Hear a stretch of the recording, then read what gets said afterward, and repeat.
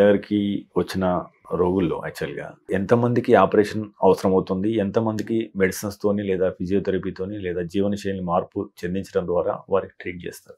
యూజువల్‌గా మనం స్టాటిస్టిక్స్ చూస్తే, ఇప్పుడు మేము చూసే పేషెంట్స్‌లో ఎక్కువ శాతం మంది, అంటే దాదాపుగా 80-90% మంది పేషెంట్స్ డీజనరేటివ్ సమస్యలు, డీజనరేటివ్ అంటే అరుగుదల సమస్యలతో వస్తారు.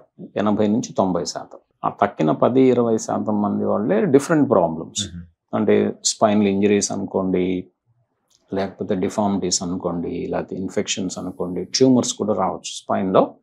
అవి తక్కిన 10-20% మంది. అవి పక్కన పెడదాం. ఎక్కువ శాతం వీళ్ళే ఉంటారు డీజనరేటివ్ ప్రాబ్లమ్స్. ఈ డీజనరేటివ్ ప్రాబ్లమ్స్ అనేవి చాలా మందిని, అంటే దాదాపుగా 90-95% మందిని మెడికల్‌గా మేనేజ్ చేయడానికి ట్రై చేస్తాం. ఎక్కువ మంది రెస్పాండ్ అవుతారు కూడా ప్రాపర్‌గా ట్రీట్ చేస్తే.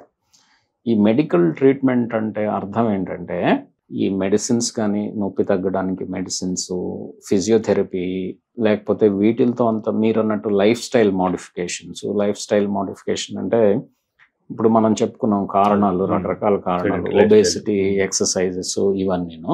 ఇవి ఫాలో అవ్వమని చెబుతాం. లేకపోతే ఈ మెడిసిన్స్, ఫిజియోథెరపీ ప్రోగ్రామ్స్‌తో అంత రెస్పాన్స్ రాలేదు అనుకున్న వాళ్ళకి అప్పుడు మనం ఈ పెయిన్ మేనేజ్మెంట్ ఆప్షన్స్ ఇస్తాం. ఈ పెయిన్ మేనేజ్మెంట్ ఆప్షన్స్ అంటే ఏంటంటే, ఈ ఇంజెక్షన్స్ ఇవ్వడం డిఫరెంట్ ప్లేసెస్‌లో బ్యాక్‌లో ప్రాబ్లమ్‌ని బట్టి ఆ ఇంజెక్షన్ ట్రీట్మెంట్స్ ట్రై చేసి చూస్తాం అన్నమాట. 62 లక్షల మంది ప్రజల్లో మెడ్ప్లస్ బ్రాండ్ మెడిసిన్స్ కి మారడం వలన 915 కోట్ల రూపాయలు సేవ్ చేసుకున్నారు. అదే మెడిసిన్స్, అదే క్వాలిటీతో 50-80% డిస్కౌంట్లు.